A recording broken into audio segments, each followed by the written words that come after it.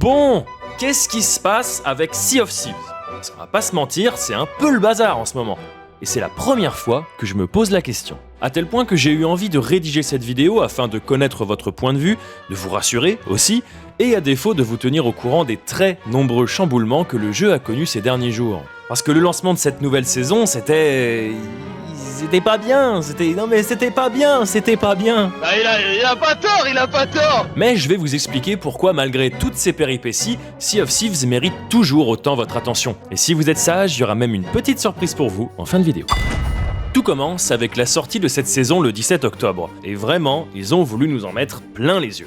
2 nouvelles armes, des pièges, la possibilité de se déplacer à couvert et de se cacher dans des décors, et plein d'autres outils pour faciliter l'infiltration. Pas exactement ce que la communauté avait demandé, mais c'est aussi ça la grande force de Sea of Thieves. Ne rien faire comme tout le monde.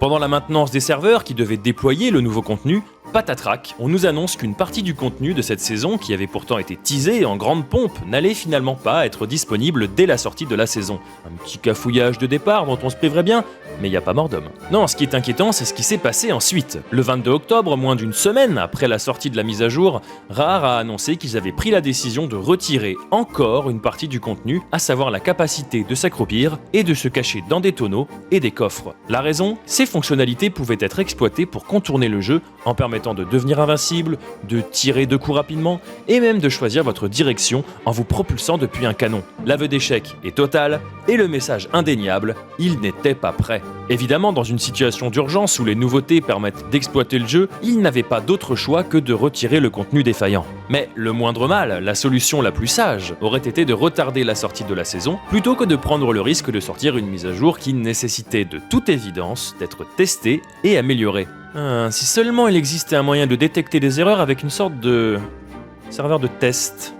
Mais hélas, parfois cette décision est parasitée par des décisionnaires comme Xbox qui pressent les développeurs sans aucune considération pour le processus créatif. Vous vous en doutez, cette situation a fortement impacté la fréquentation des joueurs. Et le lancement de saison, qui est toujours un moment de forte affluence, n'a pas été grandiose. Si le but d'une progression de saison est de maintenir une fréquentation stable des joueurs sur plusieurs mois, eh bien là ce n'est pas une réussite. Et c'est normal. Pourquoi les joueurs s'impliqueraient-ils dans une saison alors que le contenu n'est pas encore tout à fait là et que les anciens bugs n'ont pas été résolus? Regardez, des bugs de texture. Nous devrions être à l'ombre et il y a du soleil. Il n'y a pas de soleil là, pourquoi il y a des ombres? C'est là qu'on voit qu'un jeu c'est difficile à coder quand même. Mais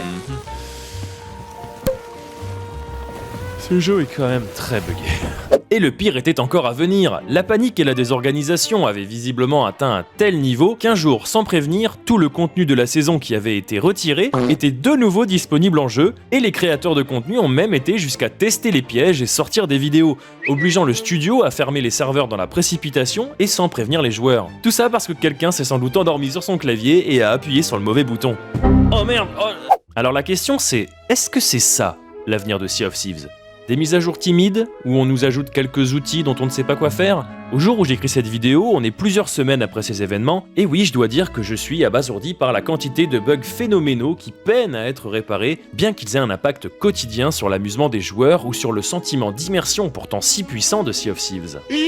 Et évidemment, je suis contrarié par le manque de savoir-vivre de certains animaux. Et pourtant, même si l'état de ce jeu que j'aime d'amour depuis 2018 m'inquiète, tel un enfant qui voit son grand-père sombrer lentement dans la bibine, je vais vous faire un aveu. Je ne me suis jamais autant amusé sur Sea of Thieves. C'est simple, ces derniers mois ont été les plus amusants que j'ai vécu sur Sea of Thieves. En quelques jours, j'ai joué à la pétanque pirate, j'ai recruté des inconnus pour en faire des irréductibles gaulois, et pendant un combat épique, j'ai même rencontré le partenaire Rudy complètement par hasard. Mais c'est Rudy? Mais non, mais c'est pas vrai. Mais qu'est-ce que tu fais là? Ces événements ont tous quelque chose en commun. Ils sont soit complètement inattendus, soit ne dépendent pas de l'existence de tel ou tel contenu. Si seulement je pouvais compter le nombre de fois où quelqu'un m'a dit qu'il aimerait avoir les mêmes sessions que moi. À chaque fois, je réponds exactement la même chose. Cela ne dépend que de vous, car les plus beaux voyages sont toujours les plus inattendus. Et Sea of Thieves n'est jamais plus à son prime que lorsqu'il est partagé ensemble. Alors si vous considérez qu'une corne des vents, un grappin ou un déguisement de coffre ce n'est pas du vrai contenu, laissez-moi vous dire que vous passez peut-être à côté de l'essence même du jeu. Parce que Sea of Thieves est un bac à sable, vous y faites ce qui vous plaît. La vérité, c'est que Sea of Thieves n'a besoin d'aucun contenu particulier pour être grandiose. C'est un espace de créativité infinie, où les compétitions PVP côtoient les alliances et où les fous malades comme moi peuvent aller jusqu'à réaliser des courts-métrages narratifs. Alors si vous voulez sortir de la monotonie de vos sessions, j'ai 2 conseils très simples. Acceptez l'imprévisibilité et surtout ne vous enfermez pas dans une façon de jouer parce que votre streamer préféré vous l'a dit. Ça n'existe pas une seule bonne façon de jouer à Sea of Thieves. Utilisez l'arme que vous voulez, les cosmétiques que vous voulez, variez les activités et acceptez votre sort si vous n'en sortez pas vainqueur. Si vous êtes du genre à vous fracasser le crâne en allégeance ou en team deathmatch, ou si vous farmez comme des gros chinois en serveur alliance, alors oui, vous finirez immanquablement par vous lasser sans jamais avoir vraiment découvert l'expérience de ce monde qui vous tend les bras.